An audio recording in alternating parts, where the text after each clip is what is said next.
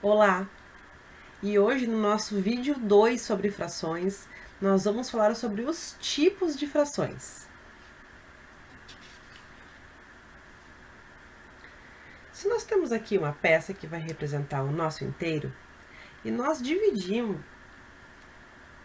ela em 6 partes iguais. Assim, nós podemos compor algumas frações utilizando essas peças. Por exemplo, 4/6 ou 2/6.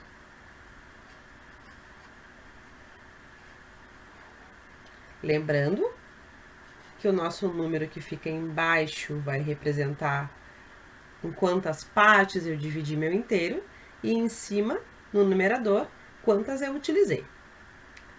Reparem que nessas duas frações, o nosso numerador, o número que fica em cima, ele é menor que o denominador. E isso acontece porque são partes de um inteiro, isto é, são quantidades menores que um inteiro. E isso é exatamente a característica de uma fração própria.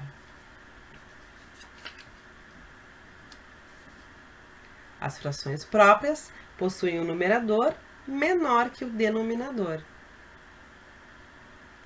E se nós tivermos essa peça aqui como sendo o nosso inteiro e resolvemos dividi-la em 2. No entanto, eu preciso de 5 pequenas peças dessas.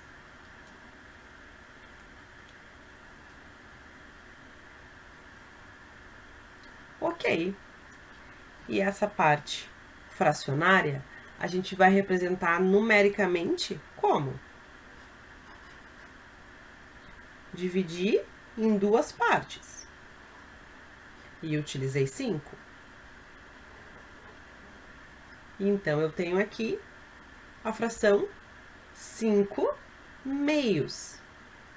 Reparem que nessa fração, o nosso numerador, ele é maior que o denominador. Isso acontece porque representa uma quantidade maior do que um inteiro. E isso é a característica das frações impróprias. Então, as frações impróprias possuem um numerador maior que o denominador. Isso porque representa, então, mais do que um inteiro. Notem que quando a fração ela é imprópria, tem uma outra forma de representar ela com peças. Vocês concordam que a cada 2 metades juntas é o mesmo que um inteiro? Então, podemos representar a fração 5/2 da seguinte forma. Não é mesmo? E numericamente, para representar essa fração aqui, nós chegaremos em algo que nós chamamos de número misto. Sim, porque nós temos 2 inteiros e 1/2. Olha como fica então. 2, 1/2. E isso é o mesmo que 5/2. Então, sempre que nós temos uma fração imprópria, nós conseguimos também encontrar o número misto que representa aquela fração.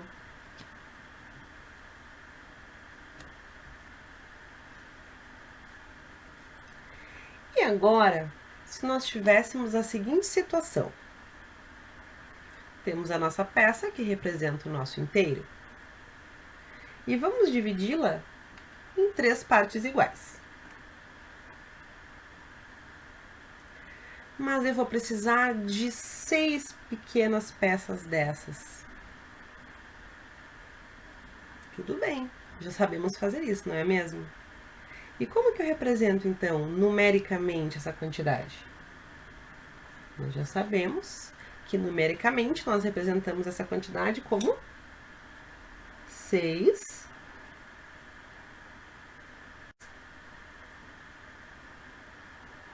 terços.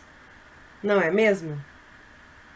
Agora percebam que, assim como nós fizemos na fração imprópria, nós podemos substituir essas peças por outras duas peças exatamente iguais ao nosso inteiro. Então, com isso, podemos afirmar que 2 é igual a 6 terços. Será, Vanessa? Vocês se lembram quando nós falamos sobre as frações no vídeo 1, que nós falamos que as frações representam uma divisão? Então, olha só, 6 dividido por 3 é 2, não é?